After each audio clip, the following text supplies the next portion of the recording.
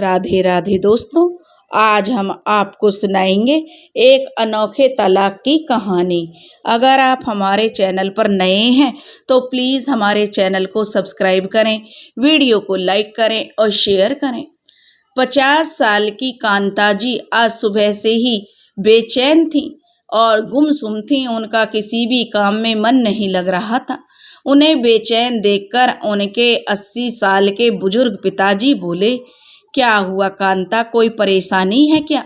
तो कांता जी ने एक गहरी सांस लेते हुए अपने पिता से कहा, पिताजी, अपने सामने अपने बेटे बहू का घर उजड़ते देखकर एक माँ कैसे खुश रह सकती है।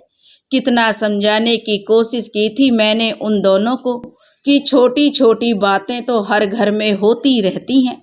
झगड़े को जितना खींचा जाए उतना ही बढ़ता जाता है, लेकिन कहाँ सुनते हैं आजकल के बच्चे। कल कोर्ट की हियरिंग है और उसके बाद हमेशा के लिए दोनों अलग हो जाएंगे।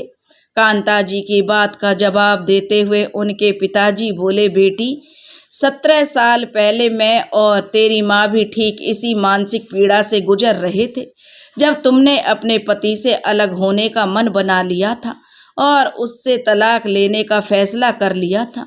हमने भी तुम्हें बहुत समझाने की कोशिश की थी, लेकिन जब तुम उस वक्त नहीं मानी तो अपने बेटे से कैसे उम्मीद कर सकती हो कि वह तुम्हारी बात को समझे। आज 17 साल बाद इतिहास खुद को दोहरा रहा है बेटी। पिता की बात सुनते ही कांता जी की आंखें आंसुओं से भर आईं। तभी उनके पिता बोले, लेकिन बेटी, मुझे लगता है कि ऐसे समय में तुम्हें मोहन का साथ देना चाहिए। कांता जी बोली, आप ठीक कह रहे हैं बाबूजी, मैं कल सुबह ही दिल्ली के लिए रवाना हो जाऊंगी। दरअसल जब कांता जी का अपने पति सुशील जी से तलाक हुआ था, उस समय उनका बेटा मोहन 10 साल का था। माँ बाप के अलग होने से मोहन अंदर ही अंदर डिस्टर्ब रहने लगा था। उस बात के लिए वह अपनी माँ से उखड़ा उखड़ा रहता था। तलाक के बाद से कोमल जी अपने बेटे को लेकर मायके में ही रह रही थी। पढ़ाई लिखाई करने के बाद रोहन ने दिल्ली में नौकरी ज्वाइन कर ली थी और वहीं सेटल हो गया था। कांता जी और सुशील जी को अलग हुए 17 साल बीत चुके थे और 17 साल बाद आज उनके बेटे मोहन की गृहस्थी भी उजड़ने के कगार पर थी। अगले दिन जब कांता जी मोहन के घर पहुंची और मोहन ने दरवाजा खोला, तभी उसके वकील का उसके पास फोन आया और बोला, अरे मुबारक हो मोहन जी, आज तो निश्चित तौर पर तुम्हें तलाक मिल ही जाएगा और कोर्ट से आपको आपके तलाक के कागज़ भी मिल जाएंगे और आपके बाद आप और नीना मैडम अलग अलग हमेशा के लिए अपने रिश्ते से आज़ाद हो जाओगे। यह बात सुनते ही मोहन का कलेजा धक से रह गया। तभी कांता जी ने पीछे से उसके कंधे पर हाथ रखा तो अपनी परेशानी वह छिपा न सका और अपनी माँ के गले लगकर फूट फूट कर रो पड़ा। इतने समय से दिल में भरा गुबार आज वह हल्का कर लेना चाहता था। रोते हुए मोहन माँ से बोला, माँ, घर छोड़कर जाते वक्त उसने कहा था कि मोहन, हम लोग एक नदी के दो किनारे की तरह हैं जो चाहकर भी आपस में कभी नहीं मिल सकते। शायद नीना ने सही कहा था माँ, नदी के दो किनारे कभी नहीं मिल सकते। उसका कहना बिल्कुल ठीक था। मैं जीवन को बहुत गहराई से देखता हूँ माँ। जिंदगी को इतना कभी भी गंभीरता से नहीं लेना चाहिए। शायद इसलिए आज मैं अकेला रह गया हूँ। काश मैं उस दिन उसे रोक लेता, काश मैं उस दिन उसे छोड़कर ऑफिस ही नहीं जाता। कैसे भी करके मना लेता तो आज हमें यह दिन नहीं देखना पड़ता। कांता जी मोहन की पीड़ा को साफ साफ समझ रही थी। वह जानती थी इस घटना से वह अंदर तक टूट चुका है। इसलिए उसे समझाते हुए कांता जी बोली, बेटा, अभी देर नहीं हुई है। एक बार अपने इस रिश्ते को फिर से मौका देकर देखो। अकेले जिंदगी काटना इतना आसान नहीं होता और यह बात मैं खुद महसूस कर चुकी हूँ बेटा। मैं तो जीवन में इतना बड़ा फैसला लेकर आज तक पछता रही हूँ, लेकिन तुम ऐसी नौबत मत आने दो। तब मोहन बोला, नहीं माँ, अब सब कुछ खत्म हो चुका है। इस बारे में सोचकर कोई फायदा नहीं है। आज अदालत की मंजूरी मिलने के बाद हम कानूनी तौर पर अलग हो जाएंगे। थोड़ी देर बाद तैयार होकर मोहन कोर्ट चला गया। अदालत की कार्यवाही से पहले मोहन ने नीना से बात करने की कोशिश भी की, लेकिन उसकी माँ दीवार की तरह उन दोनों के बीच खड़ी मिली। कुछ देर बाद उन दोनों ने तलाक को मंजूरी दे दी गई और मोहन अपने घर वापस लौट आया। घर पहुंचते ही कांता जी ने उसे प्रश्नवाचक निगाहों से देखा तो मोहन अपने दुख के सैलाब को अंदर ही दबाते हुए केवल इतना ही कह पाया, माँ, कुछ देर में नीना यहाँ पहुँचती होगी, इतना बाकी का अपना सामान लेने के लिए। और इतना कहकर मोहन अपने कमरे में चला गया। अलमारी खोली तो उसमें नीना की कुछ साड़ियाँ और कुछ कपड़े रखे थे, जिन्हें मोहन ने नीना की यादों के तौर पर सहेज रखा था। सब देखते हुए उसकी आंखें फिर से भर आईं। खुद से ही बोल उठा, क्यों मैंने खुद को इतना अनुशासित कर लिया था कि उस अनुशासन में नीना का दम घुटने लगा। क्यों मैं अपने आप को उसके अनुसार नहीं ढाल पाया। अगर परिस्थितियों के अनुसार मैंने स्वयं को भी थोड़ा सा बदला होता तो शायद आज मैं और नीना एक साथ होते। उधर मोहन के घर की तरफ आते हुए नीना के दिमाग में भी विचारों का तूफान उत्पात मचा रहा था। वह सोचने लगी, शायद जिंदगी ऐसी ही है, जब तक हमें सामने वाला इंसान समझ में आता है तब तक वह हमसे बहुत दूर चला जाता है। जब तक हम दोनों साथ में थे तो मैं उन्हें समझ नहीं पाई, अब समझ में आया है तो बहुत देर हो चुकी है। उनके बिना यह जिंदगी नहीं है। लेकिन अब अपने इन्हीं हाथों से मैंने तुम्हारे और अपने बीच वापस आने के सारे रास्ते बंद कर दिए हैं। विचारों का बवंडर एकाएक नीना को अतीत में ले जाने लगा। मोहन और नीना कॉलेज में साथ ही पढ़ा करते थे। वैसे तो नीना का ध्यान कभी मोहन की ओर नहीं गया था, लेकिन जब मोहन ने फर्स्ट ईयर में टॉप किया तो वह आश्चर्यचकित रह गई थी। किसी लड़के का रिजल्ट इतना अच्छा कैसे आ सकता है। मोहन का पढ़ाई में इतना ध्यान देखकर वह धीरे धीरे उसकी ओर आकर्षित होने लगी। फिर दोनों में बातचीत शुरू हो गई और कुछ समय बाद वे दोनों एक दूसरे को पसंद करने लगे। लेकिन दोनों में से किसी ने भी अपने मन की बात एक दूसरे को नहीं बताई थी। कॉलेज का आखिरी दिन था।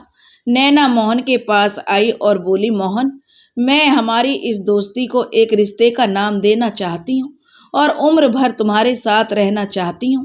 मोहन, क्या तुम मुझे पसंद करते हो? यह सुनकर मोहन कुछ देर चुप रहा, फिर धीरे से बोला, हाँ नीना, मैं भी तुमसे शादी करना चाहता हूँ। ऐसा कहते हुए उसने नीना के हाथ को अपने हाथ में ले लिया और शादी करने का फैसला उन दोनों ने कर लिया। लेकिन दोनों की जातियां अलग अलग थीं, इसलिए शादी करना इतना आसान भी नहीं था। मोहन के परिवार वालों को तो कोई ऐतराज नहीं था, मगर नीना के माता पिता यह शादी मानने को तैयार नहीं थे। उधर नीना भी अपने फैसले पर अड़ गई तो कहने लगी, अगर शादी करेगी तो वह मोहन से ही शादी करेगी और किसी से नहीं तो वह अपनी जान दे देगी। आखिरकार नीना के माता पिता ने भी बुझे मन से इस रिश्ते को स्वीकृति दे दी, लेकिन कभी मोहन को दिल से वो अपना नहीं पाए थे। कॉलेज पास करने के 2 साल बाद नीना और मोहन की शादी हो गई। नीना अपनी शादी के बाद से उन खूबसूरत लम्हों को याद करने लगी। जब शादी के बाद नीना ने मोहन के घर में पहला कदम रखा था तो मोहन ने एक पेपर पर उसके पैरों के निशान लिए थे और ठीक 2 दिन बाद वह उस पेपर को एक फोटो फ्रेम में लगवाकर घर लेकर आया था। जब नीना ने यह सब देखा तो हैरानी से बोल उठी थी, अरे मोहन, यह तो मेरे पैरों के निशान हैं। तुमने कब लिए थे? जब मैंने इस घर में पहला कदम रखा था। मोहन बोला, हाँ नीना, यह तुम्हारे पद चिन्ह है, लेकिन यह फोटो फ्रेम में क्यों है? नीना बोली। तो मोहन बोला, नीना, माता पिता अपनी बेटी को एक अनजान इंसान के साथ जीवन भर साथ निभाने के लिए उसे सौंप देते हैं, तो उस इंसान का भी तो फर्ज बनता है कि वह अपने घर की लक्ष्मी को उतना ही प्यार और सम्मान दे जितना उसे उसके माता पिता के घर में मिलता था। बस इसी दिशा में यह मेरी एक छोटी सी कोशिश है। मोहन के यह विचार जानकर नीना हैरान रह गई थी। फिर उसे ख्याल आने लगा कि शादी के बाद कैसे मोहन सुबह सूरज उगने से पहले ही उठकर घर का लगभग सारा काम निपटा देता था और फिर नहा धोकर पूजा पाठ करके नीना को जगाता था। वे सारे दृश्य जैसे किसी चलचित्र की तरह नीना की आंखों के सामने दिखाई देने लगे। सुप्रभात नीना जी, देखिए सुबह हो चुकी है, खिड़कियां खोलते हुए जब मोहन उससे कहता था, लेकिन नीना तो जैसे अपनी नींद से निकलना ही नहीं चाहती थी। फिर मोहन ने कहा था, उठो नीना, कड़क चाय बनाकर लाया हूं तुम्हारे लिए। सूरज की किरणों के साथ चाय की चुस्कियों का आनंद लो। तभी नीना बड़ी मुश्किल से नींद के आगोश से बाहर निकली थी और बोली थी, good morning my dear husband. लगता है आज की सुबह सवेरे उठकर आपने अपने सारे काम निपटा दिए हैं। तब मोहन कहता था, जी हाँ नीना मैडम जी, सारे काम हो चुके हैं। योग, प्राणायाम, घर की साफ सफाई, बर्तन, कपड़े और झाड़ू पोछा सब निपटा दिया है मैंने। हाँ, कपड़े सुखाना बाकी रह गया है। तो नीना बोली, अरे मोहन, क्यों तुम सुबह सुबह अपनी नींद खराब करके अकेले ही इन सब कामों में लगे रहते हो? तुम्हारे ऑफिस जाने के बाद मैं सारा काम कर लेती। तुम अपना ऑफिस का काम संभाला करो, घर के काम की चिंता मत किया करो। तो मोहन बोला, अरे नीना, मुझे सभी काम सही समय पर करना बहुत अच्छा लगता है। सही समय पर सभी काम हो जाएं तो परिणाम अच्छे मिलते हैं। अब प्रकृति को ही देख लो, अपने सभी काम सही समय पर करती है प्रकृति। तो नीना कहने लगी, प्रकृति कौन है? क्यों? तब मोहन कहने लगा, अरे नीना जी, प्रकृति यानी कुदरत, यानी नेचर। जैसे कि सूरज अपने समय पर उगता है और अस्त होता है, धरती अनुशासन से अपनी धुरी पर घूम रही है, नदी अपनी गति से बहती जा रही है, इसलिए मनुष्य को भी अपना काम सही समय पर करना चाहिए। और वैसे भी यह सब काम करने में मेरा बहुत फायदा है। नीना बोली, वो कैसे मोहन? तो मोहन बोला, अच्छा तो सुनो। अब आप देखिए, एक तो हर रोज की दिनचर्या इससे बनी रहती है और अच्छी आदत बन जाती है, और दूसरा सुबह सुबह सारे घर के काम करके अच्छा खासा व्यायाम हो जाता है, तो सेहत का भी फायदा हो जाता है। और फिर अगर हम अपनी श्रीमती जी के हिस्से का कुछ काम कर भी लेंगे तो उससे हमारी श्रीमती जी भी तो खुश हो जाएंगी। और यह कहकर वह खुश हो गई नीना। फिर तो कहने लगी, यह हमारा फायदा ही फायदा है ना, मोहन ने कहा। तो नीना कहने लगी, अच्छा तो यह बात है। और वह मुस्कुराती हुई मोहन से कहने लगी, और वैसे भी यह घर मेरा भी तो है। तब मोहन बोला, तुम्हारा भी तो है का क्या मतलब है नीना, यह घर तो तुम्हारा ही है। तो नीना कहने लगी, जी नहीं, सिर्फ मेरा नहीं, यह घर हम दोनों का है, हमारा सपनों का घर, और हम दोनों से ही यह घर घर है, वरना ईंटों से बनी इमारत में रखा ही क्या है। मोहन बोला, और श्रीमती जी, जब यह घर हम दोनों का है तो इसका काम अकेले आप ही क्यों करें?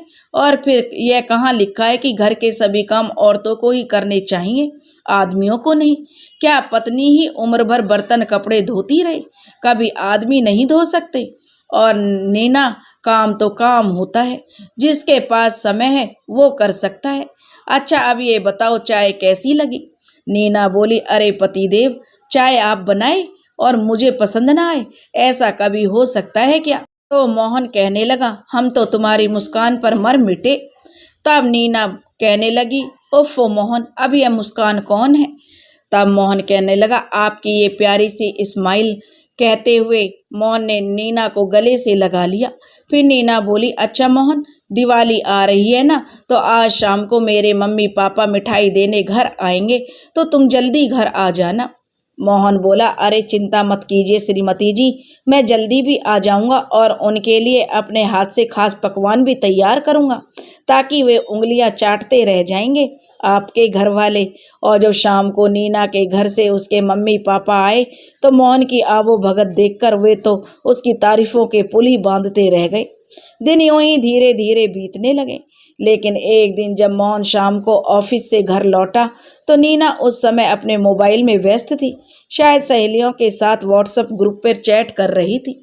घर आते ही जलने की बदबू आने के कारण मोहन सीधा रसोई घर में गया। गैस बंद करके बाहर आया और बोला, नीना, रसोई घर में सारी सब्जी जल गई है और तुम यहाँ फोन में मशगूल हो। तुम्हें कितनी बार कहा है कि फोन में इतना मत खो जाया करो कि असल दुनिया से नाता ही तोड़ लो। तभी नीना चिढ़ते हुए बोली, फोन फोन फोन, मुझे समझ नहीं आता मोहन, मेरे फ़ोन से तुम्हें इतनी दिक्कत क्यों है? हमेशा ही मेरे फ़ोन या सोशल मीडिया साइट के बारे में कोई ना कोई कमेंट करते रहते हो तुम। दुनिया को देखो कहाँ से कहाँ पहुँच गई है और अपने आप को देखो, आज के ज़माने में भी तुम हजारों साल पीछे आदि मानव की तरह जी रहे हो।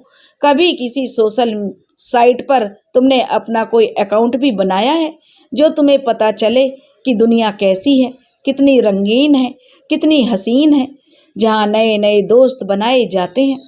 एक अलग ही दुनिया देखने को मिलती है। लोग अपने खूबसूरत लम्हों की पिक्चर शेयर करते हैं, दूसरों की फ़ोटोज़ को लाइक करते हैं, कमेंट करके उनकी तारीफ़ करते हैं। और यहाँ तुम खुद को देखो, एंड्रॉयड के ज़माने में तुम बटन वाला मोबाइल फ़ोन रखते हो, वो भी 10 साल पुराना। अपने ज़रा कपड़े देखो, बाबा आदम के ज़माने के नज़र आते हैं, सफ़ेद और काले रंग के अलावा जैसे कोई और रंग ही नहीं है इस दुनिया में। लेकिन मोहन, मुझे तुम्हारी तरह बेरंग जिंदगी नहीं जीनी है। तंग आ गई हूँ ऐसी बोरियत भरी जिंदगी से। तो फिर मोहन बोला, लेकिन नीना, मेरी जिंदगी में सिर्फ उन्हीं लोगों की अहमियत है जो मेरे अपने हैं, जो रिश्तों में मेरे साथ जुड़े हुए हैं। उनके अलावा मुझे किसी से कुछ नहीं लेना देना है। उन रिश्तों को अगर मैं सही ढंग से निभा लेता हूँ तो इसमें मुझे ज़्यादा संतुष्टि की बात मेरे लिए कोई नहीं होगी। और मैंने तुम्हें पहले भी यह बात समझाई थी कि ज़रूरत से ज़्यादा कोई भी चीज़ अच्छी नहीं होती। अगर इन चीज़ों की हद में रहकर इस्तेमाल करो तो बहुत ही अच्छा है, क्योंकि एक हद के बाद इन सब चीज़ों की लत लग जाती है। लेकिन इस बारे में तो तुम सब सोचोगी कहाँ? जब तुम अपने हाथ से इस फ़ोन नाम की बीमारी को छोड़ोगी। तुम्हें तो इस फ़ोन की ऐसी लत लग चुकी है नीना कि इसके सामने तुम्हें अपने रिश्ते भी छोटे दिखाई देने लगे हैं। इस बात पर नीना भड़क उठी और बोली, अगर तुम्हें मुझसे और मेरे इस फ़ोन से इतनी ही नफ़रत है तो मुझे डिवोर्स क्यों नहीं दे देते मोहन? नफ़रत होने लगी है मुझे तुमसे और तुम्हारा चेहरा देखकर। अब तो मुझे डिवोर्स देकर खुद भी टेंशन फ्री हो जाओ और मुझे भी इस बोरियत भरी जिंदगी से आज़ाद कर दो। ऐसा कहते हुए नीना तो पैर पटकते हुए अपने कमरे में चली गई। लेकिन यह बात सुनकर मोहन तो जैसे जड़वत रह गया।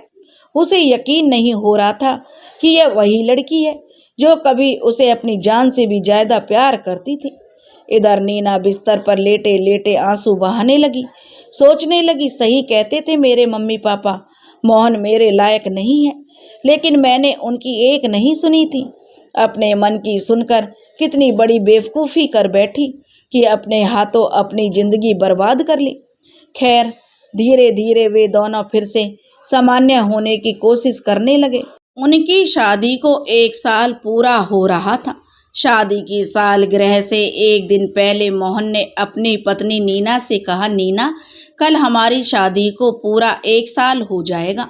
तो नीना ने भी उत्साहित होते हुए बोली, तो बताओ ना कैसे मनाने वाले हैं हम अपनी शादी की सालगिरह? मोहन ने प्रसन्नता से कहा, बड़े ही अनोखे तरीके से नीना। यह सुनकर नीना बहुत खुश हो गई। तो मोहन ने कहा, कल सुबह सुबह जल्दी तैयार हो जाना। पहले हम मंदिर जाकर माथा टेकेंगे और भगवान का आशीर्वाद लेंगे। फिर प्रसाद ग्रहण करने के बाद गरीबों को खाना खिलाएंगे।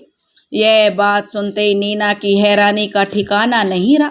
वह गुस्से में बोली, कब तक मोहन, आखिर यह सब कब तक चलेगा?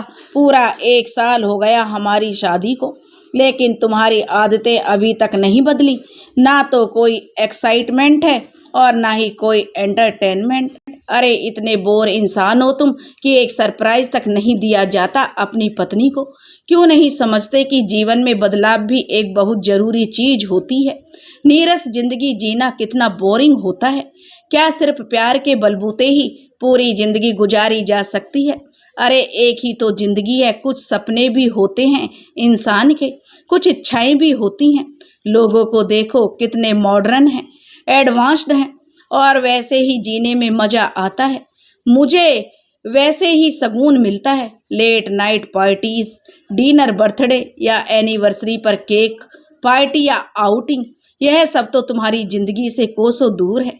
जानते हो मोहन, मेरी सहेली शोभा, उसकी शादी भी ठीक उसी दिन हुई थी जिस दिन हमारी शादी हुई थी।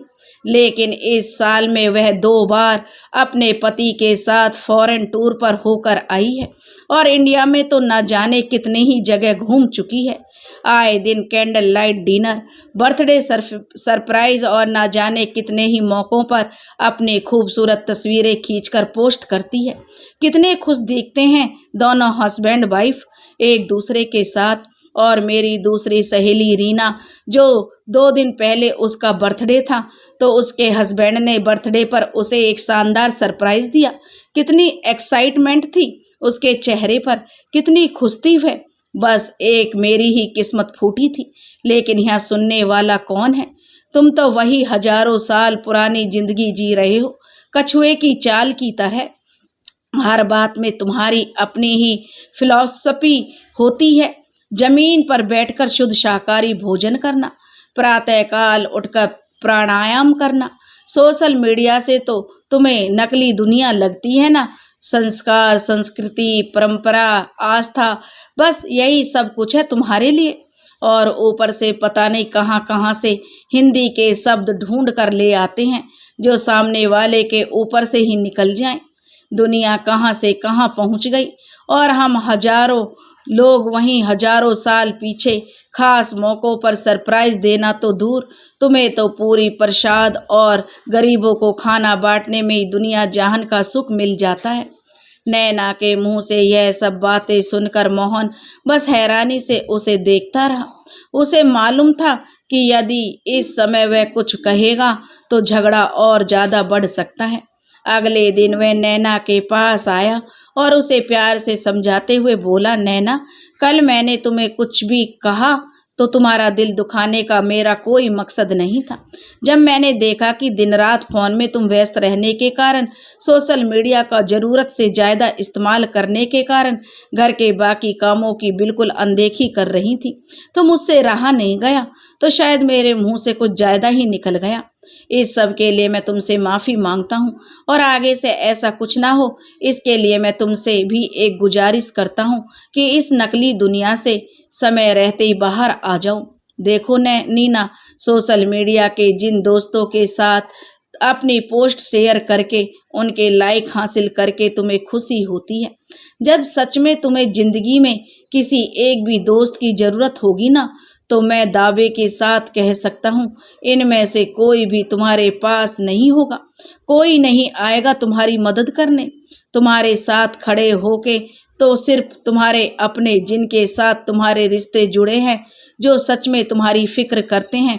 इसलिए वक्त रहते संभल जाओ नीना, अपनी असल दुनिया के बारे में सोचो, अपने रिश्तों के बारे में सोचो। और एक बात कहूँगा नीना, दूर से देखने पर हमें बाकी लोगों की लाइफ बहुत परफेक्ट लगती है। हमें ऐसा लगता है कि कितनी खुशहाल जिंदगी बिता रहे हैं। हमारे आसपास इस दुनिया के लोग कितने हंसते हुए नजर आते हैं। वह लोग उन तस्वीरों में जो भी सोशल मीडिया पर पोस्ट करते हैं। लेकिन नीना, हमें यह भी सोचना चाहिए, कोई भी इंसान अपने परिवार वालों से झगड़ा करते हुए फोटो खींचकर सोशल मीडिया पर नहीं डालता। जब वह दुखी होता है, उदास होता है, उस पल तस्वीर खींचकर वह सोशल मीडिया पर अपने दोस्तों के साथ साझा नहीं करता। इसलिए यह बात दिमाग से निकाल देनी चाहिए कि सबकी जिंदगी रोमांच और उत्साह से भरपूर है और हम उनके मुकाबले नीरस जिंदगी जी रहे हैं। लड़ाई झगड़े किस घर में नहीं होते नीना, छोटी मोटी बातें तो हर घर में होती हैं, लेकिन इन बातों को इतना बड़ा देना कि इंसान अलग होने के बारे में सोचने लगे, डिवोर्स जैसे ऑप्शन के बारे में सोचे, यह तो गलत है ना। जो हुआ वह दोबारा नहीं होगा। अगर हम यह ठान लें तो फिर से हमारी जिंदगी खुशहाल हो जाएगी। यह जिंदगी एक बहुत बड़ी किताब की तरह है नीना। कल जो कुछ भी हमारी जिंदगी में हुआ था वह सिर्फ एक पन्ने की तरह था। और यदि किसी किताब का एक पन्ना फट जाता है या खराब हो जाता है तो हम उसके लिए पूरी किताब को तो नहीं फेंक देते ना। इसलिए हमें अपने रिश्ते के साथ भी ऐसा ही करना चाहिए। अब मैं ऑफिस चलता हूँ, मुझे देर हो रही है, शाम को आकर तुमसे बात करूँगा। और यह कहकर मोहन ऑफिस के लिए निकल जाता है और कहता है कि ऑफिस जाने से पहले मुझे वही पहले वाली खिलखिलाती हुई नीना चाहिए। उसे समय तो मोहन ऑफिस चला गया, लेकिन शाम को जैसे ही घर लौटा तो देखकर दंग रह गया। नीना अपना बैग पैक कर रही थी। उसे देखते ही मोहन बोला, नीना, कहीं जाने की तैयारी है क्या? मायके से तुम्हारी माँ का फोन आया था। चलो अच्छा है, कुछ दिन माँ के साथ बिताओगी तो तुम्हारा मूड भी अच्छा हो जाएगा। तभी नीना बोली, जी नहीं, मैं कुछ दिन के लिए नहीं बल्कि हमेशा हमेशा के लिए जा रही हूँ।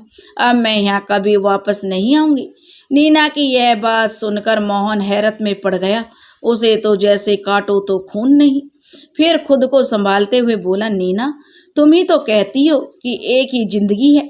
फिर यह भी सोचो कि क्या यह जिंदगी हमें लड़ने झगड़ने के लिए मिली है?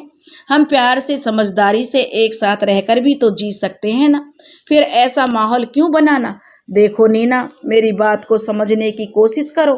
तभी मोहन की बात को काटते हुए नीना बोली, बस कुछ और नहीं समझना मुझे मोहन।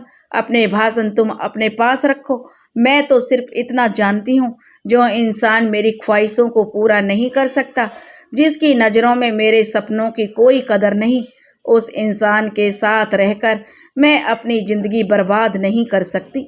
ऐसा कहकर जैसे ही नीना ने अपना बैग उठाने लगी तो मोहन बोला, ठीक है नीना, अगर मैं इतना ही बुरा लगता हूँ तुम्हें तो यह घर छोड़कर जा सकती हो, लेकिन एक बात याद रखना, फिर इस घर के दरवाजे हमेशा हमेशा के लिए तुम्हारे लिए बंद हो जाएंगे।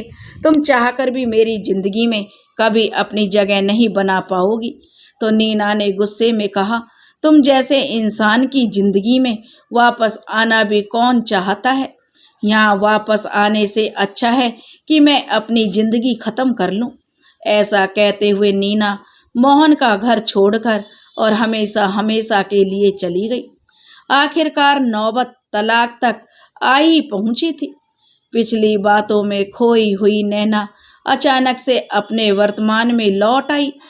जब मोहन के घर के बाहर पहुंचकर ड्राइवर ने टैक्सी को ब्रेक लगाई, जैसे ही दरवाजे पर पहुंचकर नीना ने बेल बजाई तो उसकी नज़र घर की नेम प्लेट पर पड़ी, जहां लिखा था नीना और मोहन का आशियाना। देखते ही उसकी आंखें भर आईं।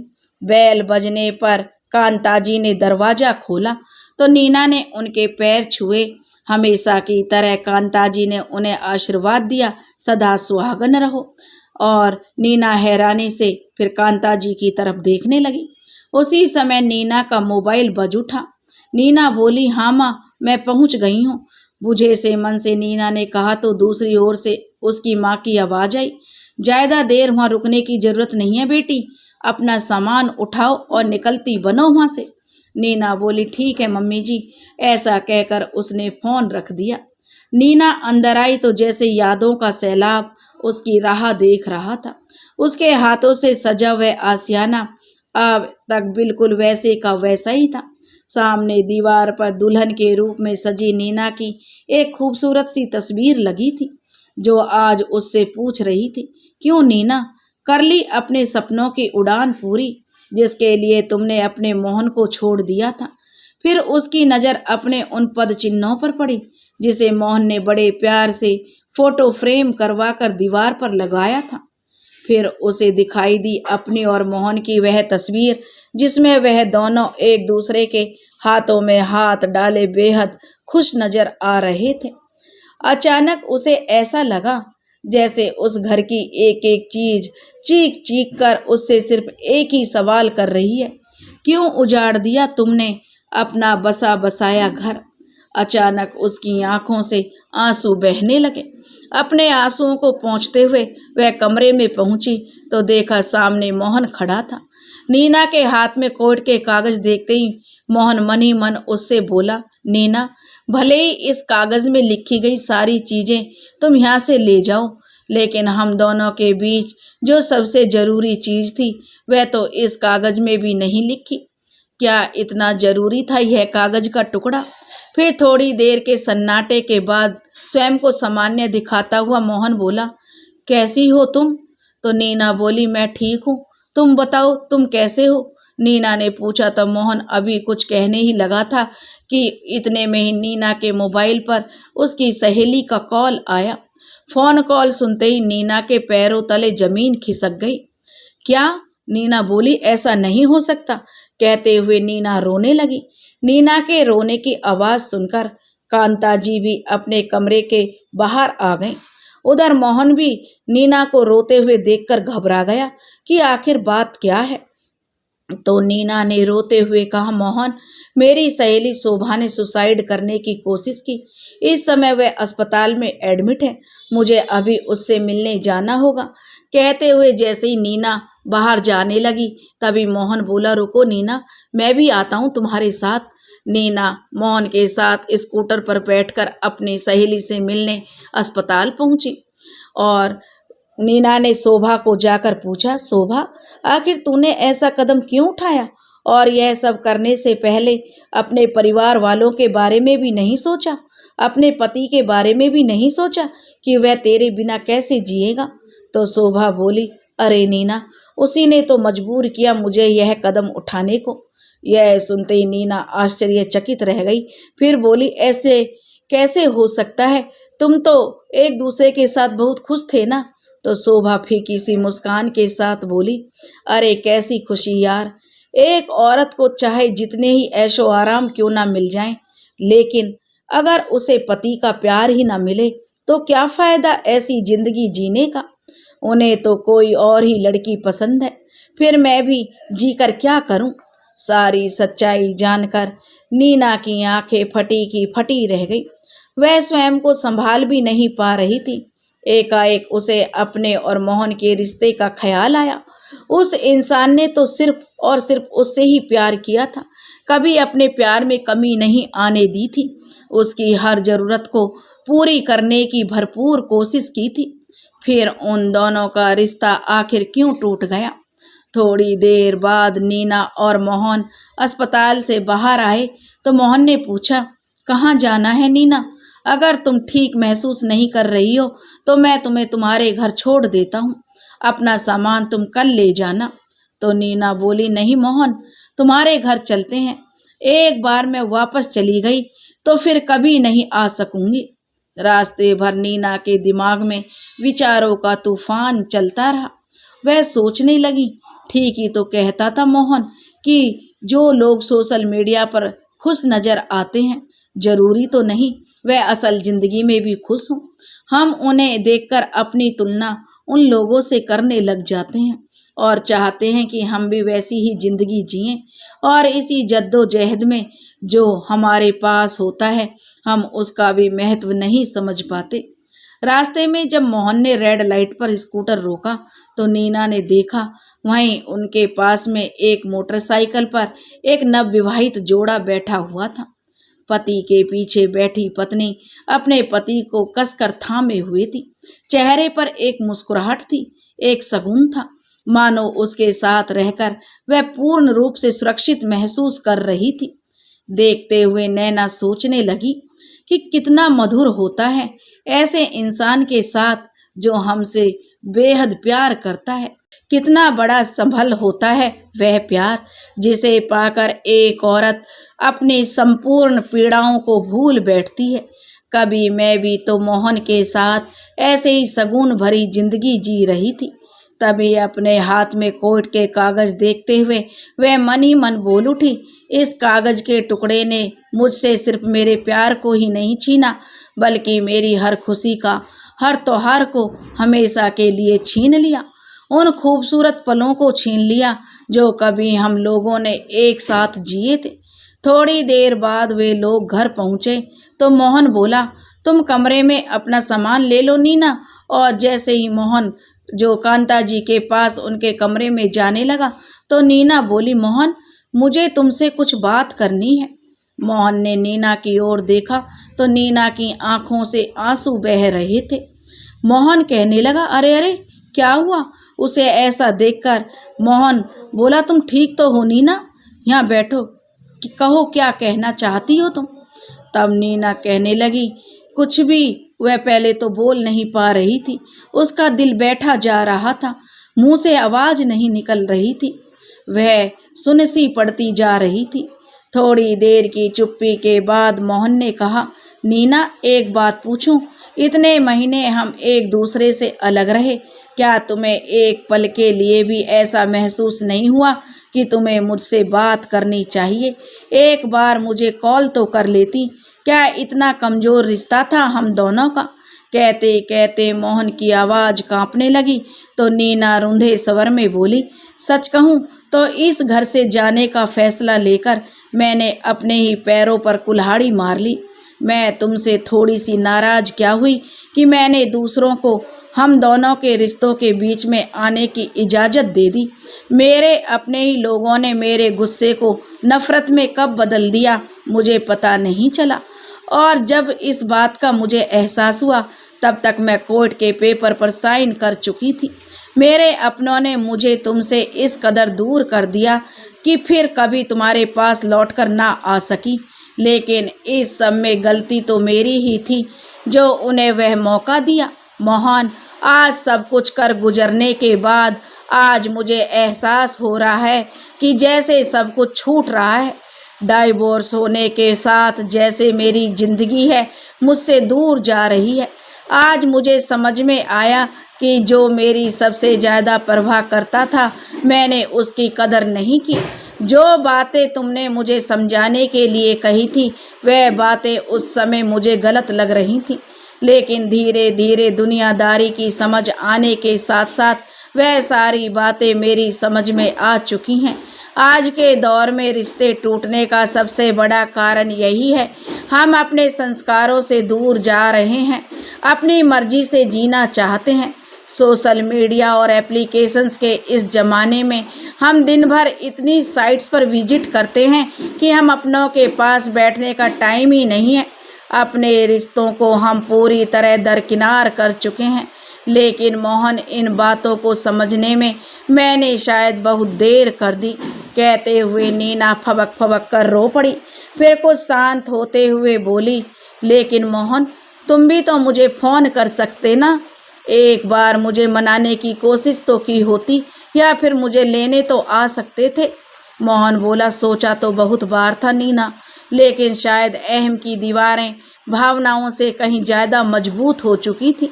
अगर घमंड को एक तरफ रखकर मैंने हालात को सही करने की कोशिश की होती तो हमारा रिश्ता टूटने से बच जाता। कहते कहते मोहन की आंखें भर आईं तो नीना मोहन के सामने घुटनों के बल बैठ गई और बोली, मुझसे बहुत बड़ी गलती हो गई मोहन। क्या तुम अपने दिल में फिर से मेरे लिए जगह बना सकते हो, वह जगह जो अभी तुम्हारी ही है? नीना, भले ही तुम ही शारीरिक तौर पर यह घर छोड़कर चली गई थी, मोहन कहने लगा, लेकिन तुम्हारे जाने के बाद एक दिन भी ऐसा नहीं गया नीना जब मैं तुम्हारी याद में नहीं रोया। वापस आ जाओ नीना, मुझे तुम्हारी बहुत ज़रूरत है। यह देखकर नीना के मुंह से तो जैसे ही शब्द उच्चारित नहीं हो पा रहे थे। एक झटके में उसने कोर्ट के पेपर फाड़ दिए। तभी नीना के फ़ोन की बेल बजी। उधर से आवाज़ आई, हेलो बेटी, तू अभी तक घर क्यों नहीं आई, कहाँ रह गई? तब नीना कहने लगी, माँ, मैं तो कब से घर पहुँच चुकी हूँ, लेकिन आपके घर नहीं, अपने और अपने पति के घर, और अब से यही मेरा घर है। कहते हुए नीना ने फ़ोन काट दिया। उसका सिर मोहन के सीने से सट गया। मोहन ने भी उसे बाहों में भर लिया। भावनाओं के सारे बांध एक साथ टूट गए और दोनों ओर से आंसू बहने लगे। थोड़ी देर बाद मोहन और नीना को पता चला कि कांता जी घर पर नहीं है। उन्होंने सारी तरफ देखा, लेकिन माँ कहीं नहीं मिली। मोहन ने माँ को कई बार फ़ोन लगाया, लेकिन फ़ोन भी नहीं लग रहा था। करीब 1 घंटे बाद उसके पास कांता जी का फ़ोन आया तो मोहन बोला, माँ आप कहाँ हैं? हमें बिना बताए कैसे चली गईं? ऐसे भी कोई करता है क्या? तो दूसरी ओर से उसकी माँ की आवाज़ आई, बेटा यूँ तो बच्चे अपने माँ बाप से बहुत कुछ सीखते हैं, लेकिन आज मुझे अपने बच्चों से सीखने को मिला। मैं तुम्हारे पापा के घर पर हूँ। आज से मैं और तेरे पापा एक साथ रहेंगे। दोस्तों, पति पत्नी में प्यार और तकरार एक ही सिक्के के दो पहलू हैं। जरा सी बात पर कोई ऐसा फैसला नहीं लेना चाहिए कि जिंदगी भर अफसोस हो। दोस्तों, अगर आपको यह कहानी पसंद आई हो तो प्लीज़ हमारे चैनल को सब्सक्राइब करें, वीडियो को लाइक करें और शेयर करें। राधे राधे।